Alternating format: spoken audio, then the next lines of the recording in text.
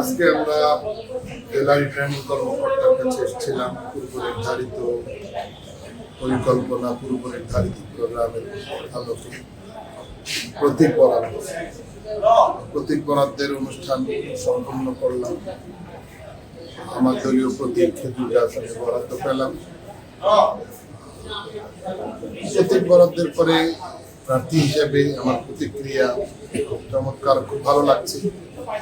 এতদিন প্রচারণা বন্ধ ছিল, আইনি বাধ্যবাধকতার কারণে আমরা ওইভাবে প্রচারণা কার্যক্রম চালাতে পারি, এবং সেই বাধা সরে গেল। আগামীকাল থেকে আমরা প্রচারণা কার্যক্রম পরিচালনা করতে শুরু করব।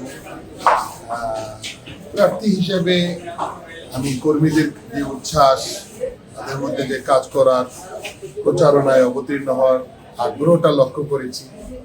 সেই জায়গা থেকে আমি বলবো যে তারা মুখিয়ে আছেন। আজকে প্রতীক বরাদ্দের এই পর্বটি সম্পন্ন হওয়ার জন্য তারা প্রতীক্ষা ছিলেন, সেই প্রতীক্ষার অবসান হলো। আমরা চাই নির্বাচন হোক, সর্বমহলে গ্রহণযোগ্য একটি নির্বাচন হোক, এবং সেটি উৎসবমুখর পরিবেশে হোক। দেশবাসীর কামনায়, যেমন ডোমার ডিমলার সকল ভোটার জনতার কামনায়, একজন প্রার্থী হিসেবেও আমার প্রত্যাশা।